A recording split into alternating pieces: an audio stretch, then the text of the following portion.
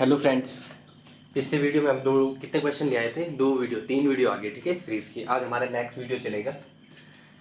इसमें मैं पांच क्वेश्चन चार क्वेश्चन लेके आया हूँ, एक प्रीवियस ईयर कराऊंगा इसके बाद, ठीक है।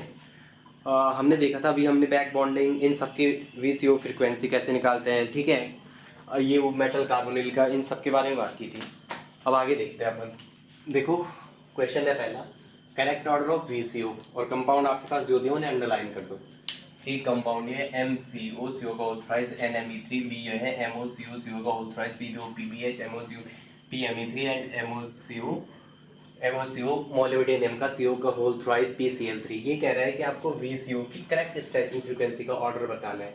तो आपको पता है VCO की स्ट्रेचिंग फ्रीक्वेंसी का, तो कह रहा है, तो एक दिमाग में फटक से कह देना है, जहाँ VCO की बात होगी मतलब वो बैक बॉन्डिंग के इनवर्सली प्रोपोर्शनल, मतलब जहाँ जितना बैक बॉन्डिंग होगा वहाँ जितना कम बैक बॉन्डिंग उतनी ज़्यादा VCO की फ्रीक्वेंसी। तो इतनी चीज़ों से फ्रेंड्स आपको पता चलेगा ये। अब आपको कॉन्सेप्ट पे चलना है। आपको CO की स्ट्रेचिंग फ्रीक्वेंसी की बात कर रहा है, VCO की मतलब सबसे ज़्यादा किसकी होगी। तो इतना आपको पता चल गया, जहाँ जितना कम डोनेटिंग ग्रुप होगा, इसका मतलब वहाँ डोनेटिंग ग्रुप की संख्या जहाँ जितनी कम होगी उसकी VCO की फ्रीक्वेंसी उतनी ज़्यादा होगी। तो दो आपने टारगेट कर ले, एक ये वाला और एक ये वाला। आपको पता है हैलाइड की alkoxide, this is the alkoxide and this is the halide, और आपको पता है हैलाइड की अल्कोक्साइड से ज्यादा होती है। तो एक ऑप्शन उठा दो हैलाइड वाले, तो आपका दूसरा और ये वाला सही हो गया, पहला और फोर्थ कट। अब आप यहां से चले, जितने ज्यादा डोनेटिंग ग्रुप आएगी उसकी VCO की फ्रीक्वेंसी उतनी ज्यादा, क्योंकि डोनेटिंग ग्रुप आएंगे तो मेटल को इलेक्ट्रॉन डेंसिटी देंगे, तो मेटल इलेक्ट्रॉन रिच हो जाएगा और मेटल और कार्बन के बीच का बॉन्ड स्ट्रांग होता जाएगा और CO के बीच का बॉन्ड क्या हो जाएगा, वीक हो जाएगा। तो इसका मतलब अब आपको पता चल गया ये सबसे ज्यादा हो गया। और जहाँ पे इसमें NMe3 तीन डोनेटिंग ग्रुप है और इस वाले में फॉस्फोरस से PMe3, आपको पता चलेगा नाइट्रोजन इज बेटर, नाइट्रोजन का लोन पेयर इजीली डोनेट कर सकता है, ठीक है, फॉस्फोरस की कंपेयर में। तो इसका मतलब NMe3 का सबसे लीस्ट होगा ये वाला। तो ये सबसे बेस्ट डोनर है, तो सबसे लीस्ट इसकी CO की स्ट्रेचिंग फ्रीक्वेंसी। तो आपको पता चल गया third is the right answer. वैसे इसका अगर आप ऑप्शन से भी जाते NMe3 सबसे बेस्ट डोनर है तो उसकी सबसे कम VCO फ्रीक्वेंसी होगी, तो एक ही ऑप्शन ऐसा था यहाँ से राइट। इससे आपको दो मिल गए थे लेकिन वहाँ इस वाले से एक। चलो नेक्स्ट क्वेश्चन देखो जरा, क्या है वो मिटाने वाला। अच्छा ये है, चलो इस वाले को देखो जरा।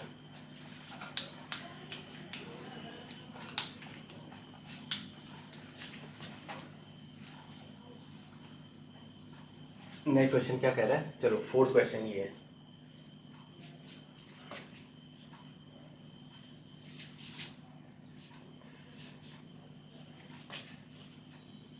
नेक्स्ट क्वेश्चन आपको कह रहा है, पहले इस वाले को देखो जो इससे इजी है, ये वाला थर्ड वाला। ये कह रहा है कि in the trans platinum Cl2 LCO complexes, आपको पता है 16 इलेक्ट्रॉन में स्टेबल होता है, ठीक है, निके 10 10 2 12 2 14 15 16 ट्रांस में जाएगा, ठीक है। ट्रांस कॉम्प्लेक्सेस कह रहा है कि द CO स्ट्रेचिंग फ्रीक्वेंसी। अब आपको अगेन CO की स्ट्रेचिंग फ्रीक्वेंसी पूछी है, VCO या न्यू CO पूछा है। Frequency of L equal to, इस L की जगह क्या रखा हुआ है, ये है PT Cl और L एंड CO। ये कह रहे हैं इसकी जगह, इस L की जगह आपने एक बार NH3 रखा, एक बार pyridine रखा, एक बार NMe3 रखा है। NH3 pyridine and NMe3। बताओ, ये कह रहे हैं कि VCO की फ्रीक्वेंसी कब होगी, कॉन्सेप्ट वही लगना है, जितना डोनेटिंग अच्छा डोनेटिंग ग्रुप होगा उसकी VCO की फ्रीक्वेंसी उतनी कम होगी। ओके, इसका मतलब ये NH3 और NMe3 में बेटर डोनर ये है, तो इसका मतलब इसकी फ्रीक्वेंसी सबसे कम। ऐसा ऑप्शन ढूंढो जिसमें NMe3 की सबसे कम है। एक ये वाला आपके पास पहले वाला, एक ये वाला है, तो आपको पता चल गया ये दो कैंसिल ही हो गए यहाँ से, ठीक है। अब आ जाओ, NH3 और NMe3 में बेटर डोनर NMe3 है, तो NH3 उससे आगे आएगा। यहाँ क्या कर रखा है इन्होंने, यहाँ pyridine pyridine, जबकि pyridine क्या है, विड्रॉइंग ग्रुप की तरह, sp2 कार्बन है तो विड्रॉइंग ग्रुप की तरह एक्ट करेगा। तो इसका मतलब इसकी VCO की फ्रीक्वेंसी सबसे ज्यादा, उसके बाद इसकी, उसके बाद इसकी। ये वाला ऑप्शन यहाँ गलत हो गया, क्योंकि pyridine क्या है, sp2 हाइब्रिडाइज कार्बन है ना, sp2 हाइब्रिडाइजेशन है ना, वो क्या करे, एक pyridine एक विड्रॉइंग ग्रुप की तरह एक्ट करता है। अब ये फोर्थ वाला क्वेश्चन देखो जरा, फास्ट तो नहीं हो रही स्पीड, चलो कोई नहीं, थोड़ा देखते हैं जरा। अभी थोड़ा इस हिसाब से चल रहा है, बस थोड़ा सिस्टम ने जरा वो कर दिया। चलो अच्छा, यहाँ मैंने कुछ मिटा दिया इस क्वेश्चन में। देखो ये कह रहा है complex of journal formula facial complex है MOCO का होल थ्राइस फॉस्फीन।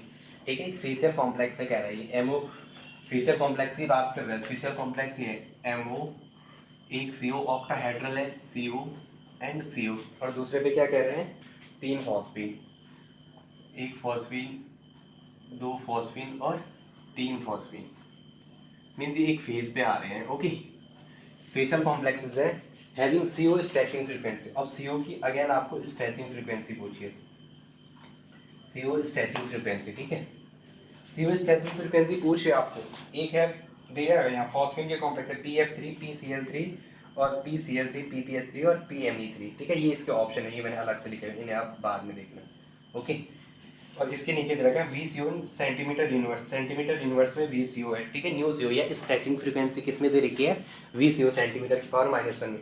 अब आपको पूछ रहा है आपको VCO की फ्रीक्वेंसी बतानी है, तो इतना आपके दिमाग में चलना चाहिए, जो डोनेटिंग ग्रुप होगा उसकी VCO की फ्रीक्वेंसी क्या होगी, सबसे कम होगी। तो यहाँ से एक ऑप्शन आपने उठा दिया PME3 की सबसे कम होगी, और सबसे कम यहाँ 1945 है।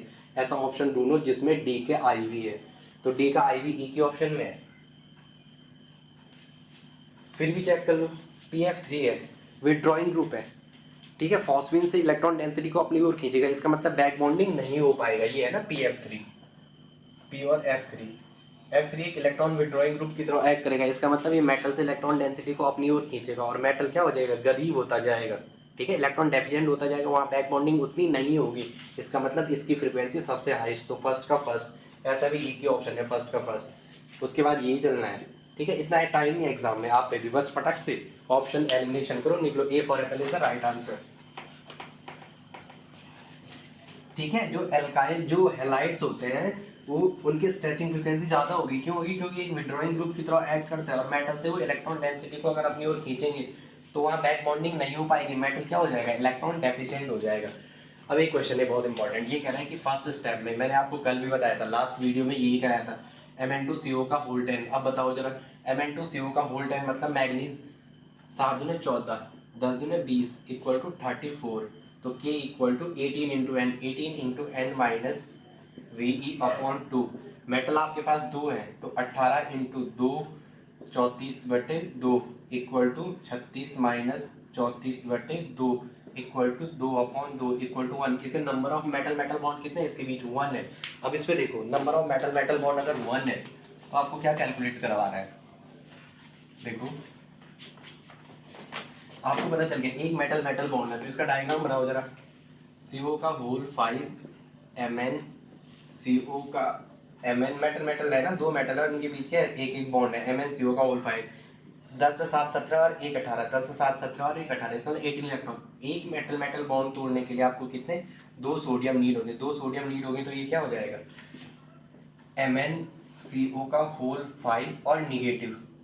ठीक है, अब ये आपके पास दिया हुआ है allyl bromide, this is the allyl bromide, 18 electron complexes है, ऐसा नॉन मैकेनिज्म से जाएगा, इसको अटैक करेगा, ये यहाँ से ले जाएगा, तो क्या हो जाएगा MnCO का होल 5, MnCO का whole 5 and this and 1 2 3 1 2 and 3। अब देखो यहाँ डेल्टा हीटिंग, जब भी आपको हीटिंग कंडीशन दी हुई क्वेश्चन में पूछ रहा है आपको major product and number of signal in H1 NMR spectra, इन चारों में किस आपको नंबर ऑफ सिग्नल बताने और मेजर प्रोडक्ट बताने। देखो क्या होगा डियर फ्रेंड्स, ये MnCO का होल 5 यहाँ डेल्टा हीटिंग दिया है, मतलब एक कार्बन डाइऑक्साइड निकल जाएगा, एक कार्बन डाइऑक्साइड निकल जाएगा, तो क्या हो जाएगा MnCO का होल 4, और ये और ये देखो मैग्नीज 7 और 1 CO अगर यहाँ से निकल गया, जब आपने इसको हीट किया तो -CO MnCO का होल 4, और 8 के साथ 15 1 16, 4 दूने 8 8 के साथ 15 और 1 16, इसका मतलब यहाँ अगेन क्या हो गया एक कोऑर्डिनेट अनसैचुरेटेड साइड, और ये इस डबल बॉन्ड के साथ इंटरेक्शन करेगा, तो क्या होगा आपके पास 16 electron complexes is converted into 18 electron complexes, और ईटा 1 यहाँ हेप्टासिटी कितनी थी इसकी 1, ईटा 1 इज कन्वर्टेड इनटू ईटा 3, हेप्टासिटी में भी चेंज हो गई, क्या पता पूछते क्वेश्चन हेप्टासिटी कितनी। अब देखो यहाँ तक तो आपने क्वेश्चन सॉल्व कर दिया, अब क्या कह रहा है वो नंबर ऑफ सिग्नल, प्रोडक्ट आपको पता चल गया, अरे 5 क्यों लिख रहा भाई 4 है, ये आपको पता चल गया। अब आपको पता चल गया Mn, एक तो ऑप्शन कट करके ये 5 वाला तो हटा दो, ये भी हटा दो, 2 ऑप्शन कैंसिल। अब आपके कौन से बचे, तीसरा और चौथा। इसमें 3 सिग्नल हो रहे हैं, इसमें 2 सिग्नल। अब सिग्नल की बात, और किस पे कह रहा है, at room temperature, room temperature पे कह रहा है। ये देखो, ये कॉम्प्लेक्स हमने बनाया, ये है MnCO का होल 4, ठीक है। यहाँ पे एक H और यहाँ पे भी एक H होगा, यहाँ पे भी एक H होगा, यहाँ पे भी एक H होगा। This is the AA, this is the BB and this is the HC। क्यों कह रहा हूँ मैं, ऐसा मेटल है, ऐसे ये ऐसे मेटल है, यहाँ पे ये डबल बॉन्ड की ये इलेक्ट्रॉन ऐसे ऐसा है ना, ये देखो यहाँ ये मेटल, यहाँ पे एक इधर, ये हाइड्रोजन इस बीच वाले के ऊपर, एक यहाँ एक यहाँ, और यहाँ पे तो ये मेटल अगर यहाँ जुड़ा हुआ कैविटी में तो इसके साथ एक प्रोटॉन ऐसे में होंगे आगे की ओर, एक पीछे की ओर होंगे ना। तो मैंने लिख दिया ये HA जो उसके यहाँ से है और एक वो उधर की साइड से, और ये ऊपर वाला। तो देखो रूम टेम्परेचर कह रहा है, रूम टेम्परेचर पे जब आपको रूम टेम्परेचर दिया होगा तो इसका नेचर नॉन रिजिड होता है, नॉन रिजिड का फ्लक्सोनियली घूमता रहेगा, XIO। चलो स्पेलिंग आप देख लेना, ये घूमता रहेगा, ये इंटरचेंज करते रहेंगे। ये जो HA HB HA and HB, ये HA HB आपस में क्या करते रहेंगे, इंटरचेंज। HA और जो HB है वो आपस में क्या करते रहेंगे, इंटरचेंज करते रहेंगे। ये मॉलिक्यूल इस पे रोटेट, मतलब फ्लक्सोनियल घूमता रहेगा, इंटरचेंज करते रहेंगे। ओके, तो इसका मतलब इन 4H का एक सिग्नल आएगा, 4H का एक सिग्नल, और ये जो ये 1H है इसका एक सिग्नल। तो टोटल नंबर ऑफ सिग्नल कितने होंगे, 2। कितने होंगे, 2। तो 2 सिग्नल वाला ये राइट आंसर। हाँ, अगर सपोज